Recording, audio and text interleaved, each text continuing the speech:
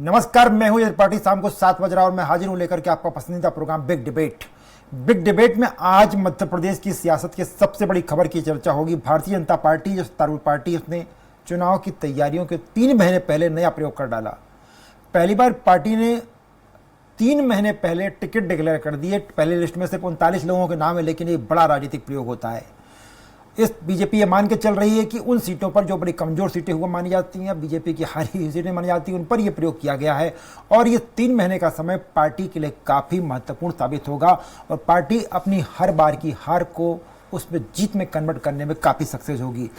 और वहीं जो कांग्रेस पार्टी थी, वो उस पर मुकाबला करने की बजाय कांग्रेस में एक नया घमासान छड़ा हुआ। उसके आज प्रभारी बदल दिए गए। जो प्रभारी अभी तक हुआ जेपी अग्रवाल, उनकी जगह रणदीप सुरजेवाला बनाए गए हैं। तो राजनीति की कसमकस मध्य प्रदेश के चुनाव में 2023 के चुनाव में क्या गुल खिलाएगी, इस पर चर्चा करेंगे। सारे मुद्दों पर बातचीत करेंगे। हमारे साथ मेहमानों का पैनल होगा, उससे एनालिसिस करेंगे। लेकिन उसके पहले देखिए ये खास रिपोर्ट। मध्य प्रदेश विधानसभा चुनाव के लिए बीजेपी ने 39 उम्मीदवारों का ऐलान कर दिया है। चुनाव के लिए बीजेपी की राज्य में पहली लिस्ट है। राज्य में विधानसभा की 230 सीटें हैं। बीजेपी ने जो लिस्ट जारी की है उसमें छरपुर, झाबुआ, पिछोर, पथरिया जैसी सीटें शामिल हैं। दरअसल अभी मध्य प्रदेश में बीजेपी की सरकार है और कांग्रेस विपक्ष की भूमिका में है।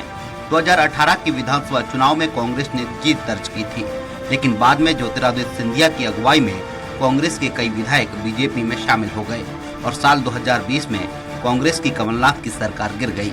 इस बार मैदान में बीजेपी और कांग्रेस के अलावा आम आदमी पार्टी भी है। बीजेपी की लिस्ट में किस सीट पर कौन उम्मीदवार?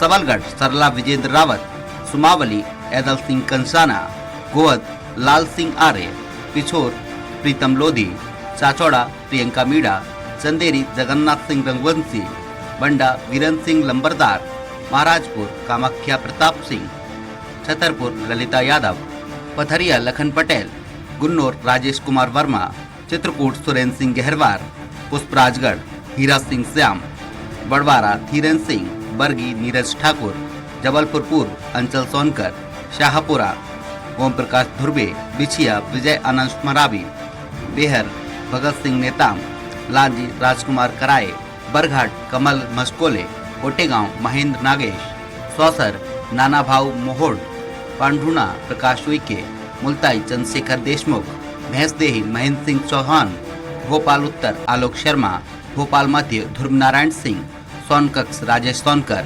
महेश्वर राजकुमार मेव, कसरावत आत्माराम पटेल, अलीराजपुर नगर सिंह चौहान, झाबुआ भानु भूरिया, पैटलाबाद निर्मला भूरिया, कुक्षी जयदीप पटेल, धर्मपुरी कालू सिंह ठाकुर, राव मधु वर्मा, तराना ताराचंद गोयल, घटिया सतीश मालवी।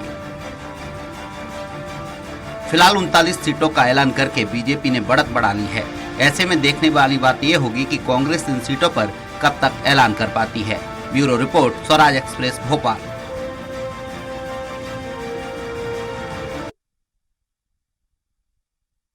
कि मध्य प्रदेश के अंदर 39 विधानसभाओं के प्रत्याशियों का चयन करके एक ऐसे प्रत्याशियों का चयन मध्य प्रदेश के अंदर हुआ है जो आगामी आने वाले 2023 के चुनाव में विजय का परचम तो फहराएंगे ही, विजय के साथ माननीय प्रधानमंत्री जी के संकल्प कि 2023 के अंदर 2023 की विजय के साथ 2047 का माननीय प्रधानमंत्री जी का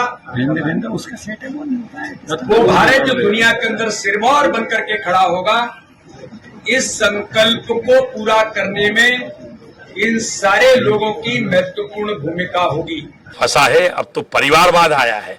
परिवारवाद का मुकाबला कांग्रेस के कार्यकर्ता खुद देंगे। हमें भरोसा है अपने कार्यकर्ताओं पे, हमें भरोसा है हमारे संगठन के ऊपर, हमें भरोसा है हमारे समाज के ऊपर, क्योंकि हम 2 बार पुराने शहर से पार्षद रहा हूं मैं। शहर की जनता ने मुझे महापौर बनाया। 2023 विधानसभा चुनाव की तैयारी में जुटी बीजेपी ने अपनी पहली लिस्ट जारी कर दी है और पहली लिस्ट में मध्य विधानसभा से ध्रुव नारायण सिंह को प्रत्याशी बनाया। ऐसे 39 लोगों के नाम है। हमारे साथ बात करने के लिए मौजूद है ध्रुव नारायण सिंह। हम सीधे बात करते हैं। सर, आपको जिम्मेदारी मध्य प्रदेश मध्य विधानसभा में दी है प्रत्याशी को लेकर, कितनी उम्मीद और क्या क्या विकास के मुद्दे?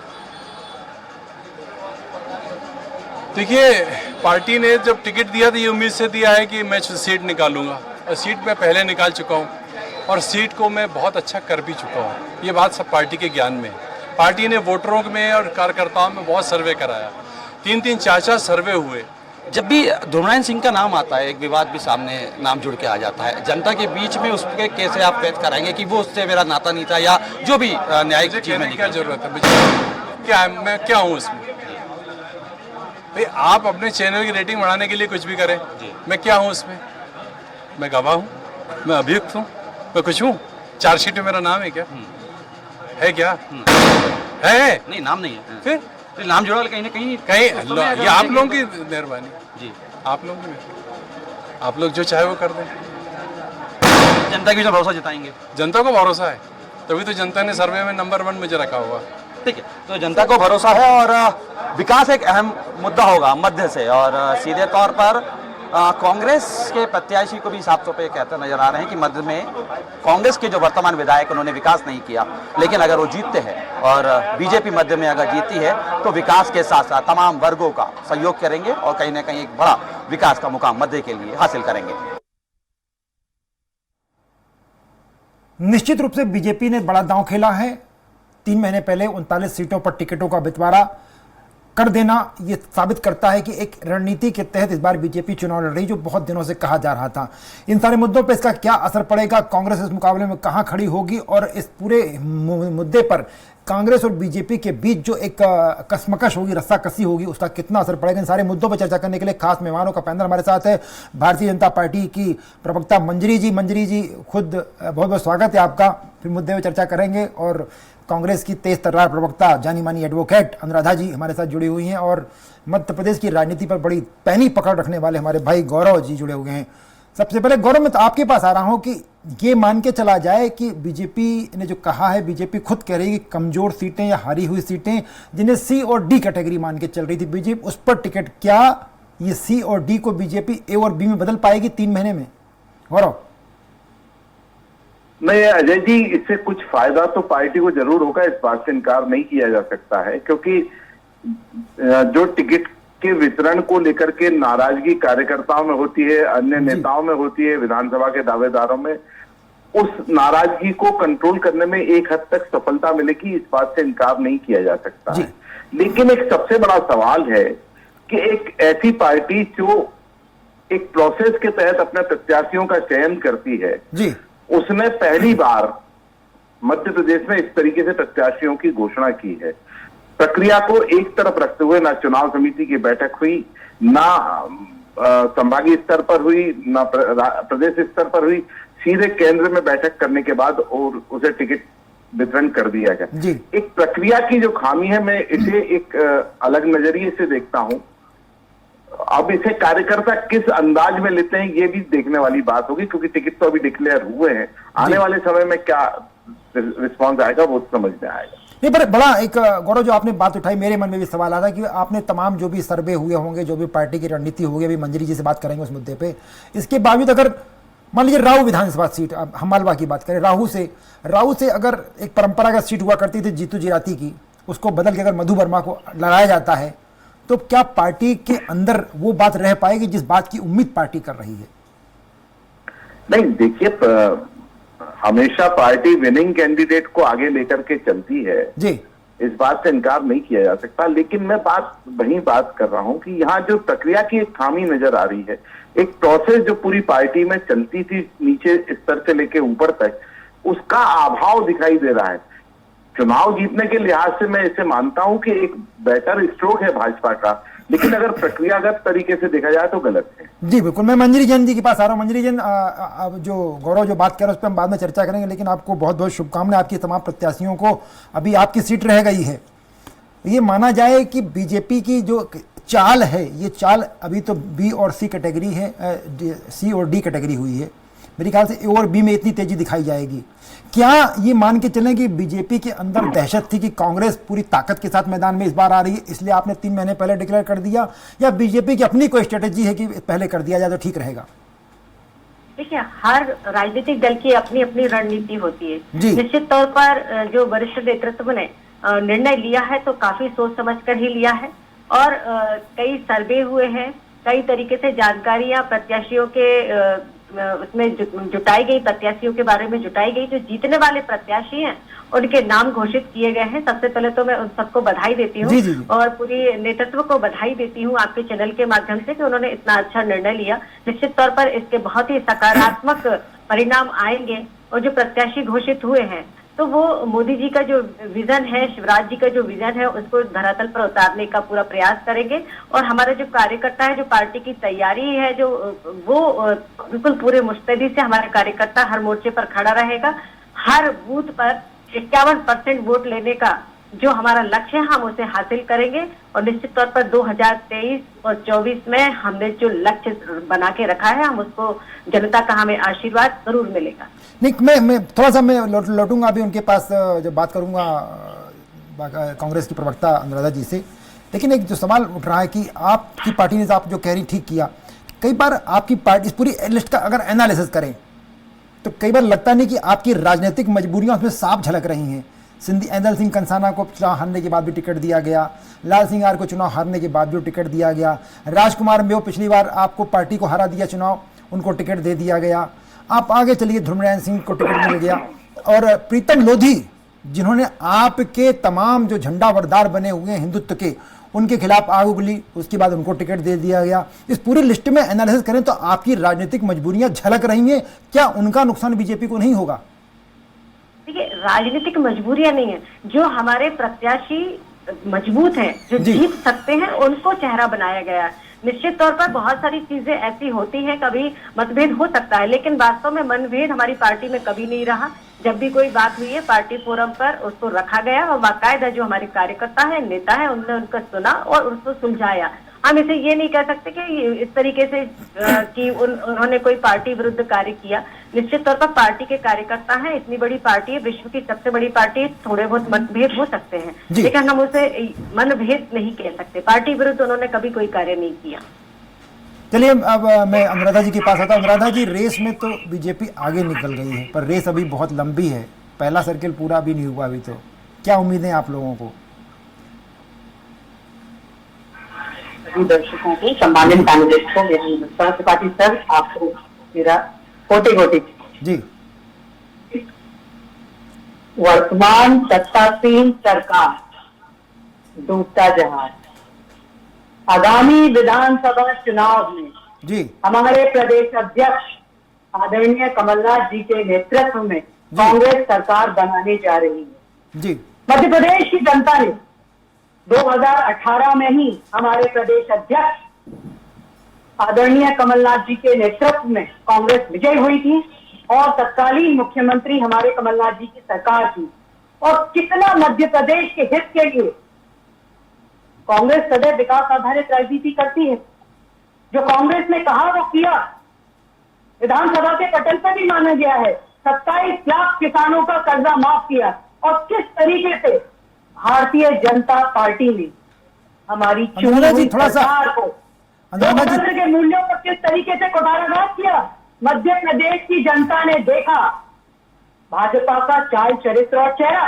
अब आप देखिए, चुनावी साल है तो हमारे मुख्यमंत्री आदरणीय शिवराज सिंह जी नित्य नई घोषणाएं कर रहे हैं, नित्य नई अनुराधा जी, प्लीज मेरी रिक्वेस्ट है आपसे कि थोड़ा सा एडवोकेट स्टाइल में नहीं, थोड़ा सा कांग्रेस की प्रवक्ता वाले सवाल पे जवाब दीजिए। मेरा सिंपल सा सवाल है कि जिस मैदान में आप लोग आमने सामने हैं, शिवराज की घोषणाएं और कमलनाथ की घोषणाओं के पूरा होना, सारी बातें हम लोगों ने देखी। पिछले 5 साल से हम लोग इसी पे बहस कर रहे हैं। 2021 मार्च 2020 से हम लोग इसी मुद्दे पे चर्चा कर रहे हैं कि आपने 27 लाख किसानों का कर्जा माफ कर दिया, वो मना करते हैं, आपने ऐसा कर दिया, वो मना करते हैं, वो कुछ कहते हैं, आप मना। पर आज सवाल ये है, जो गौरव ने मुद्दा उठाया कि उस रेस में, जिस रेस में आप, जिस मैदान में आप खड़े हो, उस रेस में 2 कदम तो बीजेपी आगे निकली है और जब उनकी लिस्ट जारी हो रही तब आप प्रभारी बदल रहे हो अपना।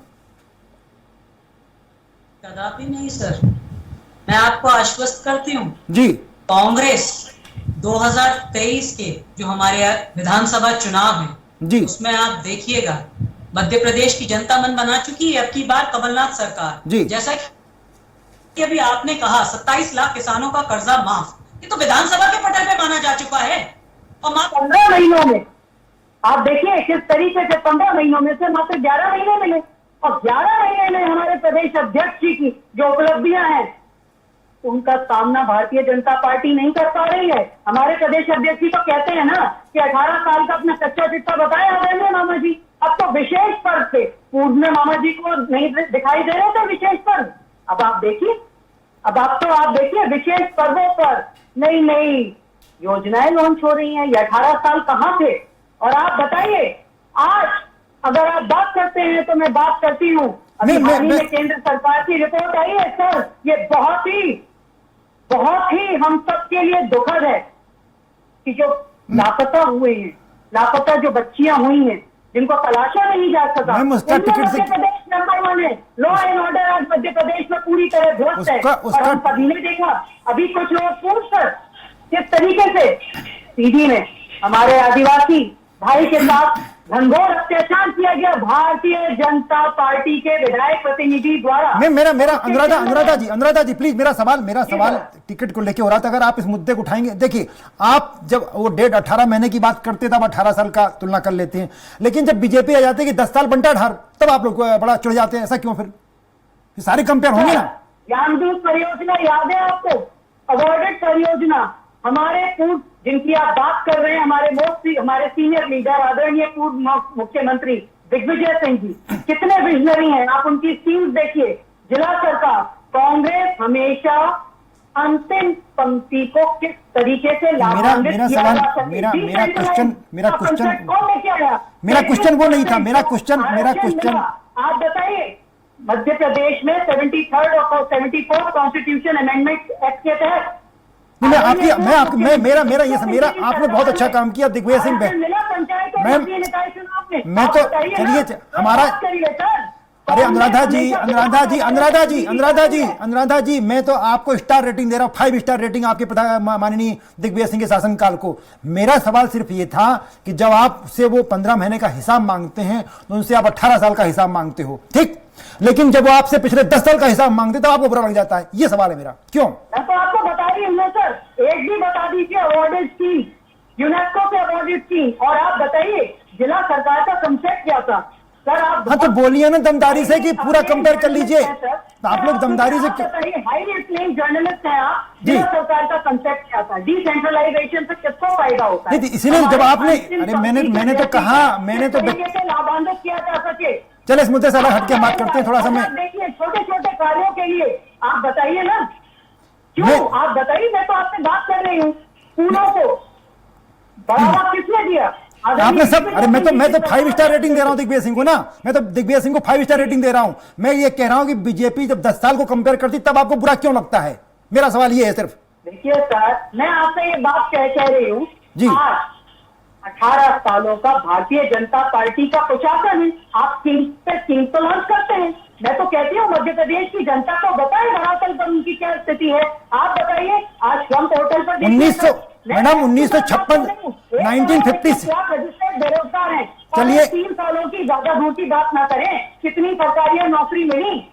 मैं तो कहती हूँ, मैं स्पष्ट पूछती हूँ भारतीय जनता पार्टी से, अपन टिकट के मुद्दे पे ये माना जाए कि नए प्रभारी क्या? कांग्रेस सदैव विकास आधारित राजनीति करती है। मध्य प्रदेश की जनता मन बना चुकी है। अब की बार कमलनाथ सरकार बन के रहेगी। मंजरी जी, हमारे प्रदेश अध्यक्ष आदरणीय कमलनाथ जी के नेतृत्व में कांग्रेस सरकार बनाने जा रही है। बिल्कुल, मैं देखा उनका विजन। बिल्कुल मंजरी जी इनके पास आ रहा हूँ। मंजरी जी, बिल्कुल उनका नारा है कि अब की बात कमलनाथ सरकार, आपका नारा अब की बार 200 पार। जिस गति से आप आगे बढ़े हैं वो मानने को तैयार नहीं कि वो तो कहने की आखिरी फाइनल रेस तो उनको जीतना है, कमलनाथ जी की सरकार बननी है। देखिए, इनकी पार्टी तो अभी हमारी जो पार्टी की तैयारी है उससे बहुत पीछे है। अभी तो इनके प्रभारी नियुक्त हो रहे हैं, और प्रभारी भी वो नियुक्त हुए हैं जो जनता को राक्षस बोलते हैं, जो बीजेपी को जो सपोर्ट करे, जो बीजेपी की बात करे, जो बीजेपी को वोट दे, उनको वो राक्षस बोलते हैं। महिलाओं को भरे मंच से गालियां देते हैं। हालांकि मुद्दा ये नहीं है, मुद्दा ये है कि टिकट जो हमारी पहली लिस्ट जारी हो गई और ये हमसे काफी पीछे है। ये अपने मुद्दे से भटक के बात कर रही थी। अनुराधा जी बहुत समझदार है, वकील है पेशे से। मैं समझती हूँ मुद्दे पे रहकर बात करती तो मुझे ज्यादा अच्छा लगता है आपके साथ बात करने में। लेकिन आपने जब आज पता नहीं क्यों ऑफ ट्रैक हो रही, वो बहुत अच्छी बात करती है वैसे। जी 2018 की बात की तो मैं इनका जवाब भी देना चाहूंगी साथ में कि 2018 में जनता का आशीर्वाद भारतीय जनता पार्टी को मिला था। और अगर हम सीटों की बात करें तो आपको भी पूरा बहुमत नहीं मिला था। आपने भी कहीं का ईंट कहीं का रोड़ा, भानुमति ने कुंडवा जोड़ा, ऐसे करके आपने सरकार बनाई थी। और उसके बाद जब आप ये कह रहे हैं कमलनाथ जी ने वादे पूरे किए, जब कमलनाथ जी ने वादे पूरे नहीं किए तब आपके ही कांग्रेस के वरिष्ठ नेताओं फिर हम गलत ट्रैक पे जा रहे हैं। मैं थोड़ा सा सुशील शर्मा जी जुड़ गए, एडिटर स्वराज। अब चूंकि सवाल आ गया था तो मैं उसका जवाब दे रही थी। लेकिन मैं आपको ये बता देती हूँ कि इनकी गुटबाजी जो है वो चरम पर है। ये आपस में इतना लड़ झगड़ रहे हैं कि कोई निर्णय ले नहीं पा रहे हैं। निश्चित तौर पर जो इनकी गुटबाजी है और जो अपने पुत्र इसमें जो है पुत्रों को स्थापित करने की जो होड़ लगी है, और जो एक उसका टिकट मैडम, उसका टिकट से कोई मतलब नहीं। मैं थोड़ा सा प्लीज दिखाई दे रहा है मंजरी मैडम, अरे अभी विदिशा का टिकट फाइनल होने, प्लीज मैं थोड़ा सा बात करूंगा। सुशील शर्मा हम स्वराज के एडिटर जुड़ गए हमारे साथ। सुशील जी, बड़ा एक मुद्दा उठ रहा है कि जिस तरह की आज इन्होंने टिकट जारी कर दी और कांग्रेस ने आज ही प्रभारी बदल दिया। दोनों पार्टियों की जो स्थिति है पॉलिटिकल, आपका इतना लंबा अनुभव क्या कहता है कि रेस में आगे जाके बराबरी होगी या रेस में बीजेपी आगे निकली है, इसका फायदा बीजेपी को आखिरी दम तक मिलेगा? देखिए, बहुत मौजूद सवाल है। सबसे महत्वपूर्ण बात है कि जिस तरीके से बीजेपी ने आज अचानक टिकट घोषित किए, उससे ये लगता है कि बीजेपी ने, आप देखिए कि भूपेंद्र यादव को लेके आए थे, फिर अश्विनी वैष्णव, फिर अमित शाह के लगातार दौरे हुए, तो ये शाह इफेक्ट जो है इस लिस्ट में आपको नजर आता है। एक दूसरी महत्वपूर्ण बात है कि सारी 39 सीटें हारी हुई सीटें, इसमें से 7-8 सीटें ऐसी हैं जो भाजपा लगातार हार रही है। जैसे पिछौर की सीट है, जो केपी सिंह वाली सीट है, चाचौड़ा की सीट है, कुक्षी की सीट है, बहुत सारी सीटें लगातार हार रही है। तो बीजेपी की तैयारी इसमें दिखती है। लेकिन एक बात जो हम लगातार सुनते आ रहे थे कि कमलनाथ को फ्री हैंड दिया हुआ है, और जेपी अग्रवाल जो उनके समकक्ष ही हैं राजनीति में, उनका हटाना कहीं ना कहीं कमलनाथ और जेपी अग्रवाल के बीच ट्यूनिंग का जो है समस्या जो खड़ी हुई थी वो उजागर करती है। और एक बात जो लगातार ये सुनने को मिलती है, कमलनाथ बहुत सारे विधायकों को कह चुके हैं, दावेदारों को, कि आप तैयारी कीजिए, यदि वो टिकट घोषित करते हैं, मानसिक दबाव जो होता है वो दबाव कायम करने में बीजेपी सफल रही है। हालांकि इसमें अगर लिस्ट को आप देखेंगे, इस लिस्ट को आप अगर समीक्षा करेंगे तो ये आएंगे, इसमें से 15 ऐसे प्रत्याशी हैं जो पिछला चुनाव हार चुके 2018 में ही, उनको रिपीट कर दिया है। तो इसका मतलब है कि बीजेपी के पास चेहरे बहुत ज्यादा बदले। वही सवाल मैंने अभी मंजरी जी से पूछा था। मंजरी जी की पार्टी की प्रवक्ता है, उन्हीं बोलेंगी। मेरे मन में बहुत देर से सवाल आ रहा था, मैं आपसे समझना चाहता हूं कि इस पूरी लिस्ट में बीजेपी की राजनीतिक मजबूरियां झलकती हैं, चाहे वो प्रीतम लोधी का टिकट हो, चाहे इंदर सिंह कंसाना का टिकट हो, चाहे आप इधर चले जाइए तो लाल सिंह आर्य को वापस किया गया है, ओम प्रकाश धुर्वे को टिकट दिया गया है, राजकुमार मेव को वो पिछली बार, चलिए लाल सिंह आर्य तो पार्टी के प्रत्याशी थे, हार गए, ओम प्रकाश धुर्वे पार्टी के प्रत्याशी थे, हार गए, राजकुमार मेव ने पार्टी के खिलाफ बगावत की, पार्टी को हराया, उनको भी टिकट दे दिया गया। तो बीजेपी की राजनीतिक मजबूरियां लिस्ट में दिखती हैं क्या आपको सुशील? नहीं, बिल्कुल मजबूरियां तो दिख ही रही। आप देखिए निर्मला भूरिया, बहुत, मैं बोलता हूँ इसमें से अगर 15 तो 2018 का चुनाव ही हारे, उसमें से 3 ऐसे हैं जो 2020 का उपचुनाव हारे हैं। एक कैंडिडेट ऐसा है जो 2019 का जब सूरज सिंह डामोर को जब आपने टिकट दिया था वो हारे हुए हैं। और इसके अलावा भी जो बाकी 24 नाम है उसमें से भी बहुत सारे ऐसे हैं जो 2018 के पहले के चुनाव हार चुके हैं। तो बीजेपी जो कह रही थी कि हम टिकट बदलेंगे, नए चेहरे सामने लाएंगे, वैसा इस 39 अगर आप इसका समीक्षा करेंगे तो वैसे चेहरे आपको बहुत कम दिखाई देंगे, एनर्जेटिक नहीं दिखा। मंजरी जी, बड़ी अच्छी बात सुशील जी ने कही कि आपने प्रयोग तो नया है आपका, 3 महीने पहले टिकट डिक्लेयर करना, पर जिस मुद्दे की आप लोग बार बार बात कर रहे थे, जिसके चक्कर में अमित शाह जी को बार बार आना पड़ा, अश्विनी वैष्णव जी को, भूपेंद्र यादव जी को लगातार बैठकें, कैलाश विजयवर्गीय, नरेंद्र सिंह तोमर, प्रहलाद पटेल, ज्योतिरादित्य सिंधिया, आपके तमाम दिग्गज एक परेशान हैरान रहे। लेकिन अंत में रिजल्ट जो निकला वो बहुत ज्यादा ऐसा आकर्षक, बहुत ज्यादा ग्लैमरस नहीं दिखाई पड़ रहा। देखिए, अमित शाह जी, ज्योतिरादित्य सिंधिया जी, भूपेंद्र जी, जितने भी आपने नाम गिनाए हैं, हमारे सब वरिष्ठ नेता हैं। और निश्चित तौर पर हमारे जब भी चुनाव होता है तो वरिष्ठ नेतृत्व का मार्गदर्शन होता है उसमें, और वरिष्ठ नेतृत्व उसका निर्णय लेता है, चाहे वो मध्य प्रदेश की कमेटी हो या सेंट्रल की कमेटी हो, सब मिलकर निर्णय लेते हैं। और जितने ये नाम तय हुए हैं, मैं आपसे फिर कहती हूँ कि जो भी सर्वे में उनकी रिपोर्ट आई है, सर्वे के आधार पर, फिर थोड़ा सा समय की कमी में आखिरी टिप्पणी मेरे पास, चुनाव हार गए तो वो अगला चुनाव नहीं जीत सकते। हमारे ये भोपाल का ही आपकी रणनीति है, मैं आपकी रणनीति कि मालती राय जी 2 बार चुनाव हारी लेकिन महापौर का चुनाव जीत गई। तो उस समय क्या, मैं प्लीज थोड़ा सा समय की कमी हो रही है, अनुराधा बिल्कुल शॉर्ट में 10 सेकंड में, कि क्या कांग्रेस जल्दी ही कोई नया प्रयोग करेगी जैसा बीजेपी ने किया है, कुछ सीटों पर डिक्लेयर हो जाए टिकट? आप देखिए, मैं आपको आश्वस्त कर रही हूँ, हमारी नहीं, वो तो आपने कर दिया आपकी बार कमलनाथ सरकार, थोड़ा सा उससे हटके। सर ये फैक्ट है। आप देखिए, आप तो सर कवर कर देंगे, पर very senior journalist, Madhya Pradesh की जनता पुकार रही है अपनी बार कमलनाथ सरकार। चलिए, बहुत बढ़िया, आपको बहुत शुभकामनाएं। आप मंजरी जी आपकी पार्टी को भी, कांग्रेस को भी पार्टी की शुभकामनाएं। लेकिन जैसा सुशील जी ने कहा, उसमें साफ जाहिर है कि इस रेस में फिलहाल तो बीजेपी आगे निकली है और उन कमजोर सीटों पर बीजेपी 3 महीने पहले प्रत्याशी घोषित करके एक मानसिक दबाव बनाने की कोशिश कर रही है, जो कई बार रणनीतिक रूप से सफल होता है। फिलहाल इस प्रोग्राम को मैं ही खत्म करूंगा क्योंकि मेरे पास वक्त की बहुत कमी है। प्रोग्राम समाप्त करने के पहले तीनों मेहमानों का बहुत बहुत शुक्रिया। सुशील जी आपका, अनुराधा जी आपका, मंजरी मैम आपका बहुत बहुत स्वागत, शुक्रिया। हम आपसे विदा ले रहे हैं, लेकिन खबरों का सिलसिला चलता रहेगा, इसलिए कहीं जाइएगा मत, मेरे साथ बने रहिए और देखते रहिए स्वराज एक्सप्रेस।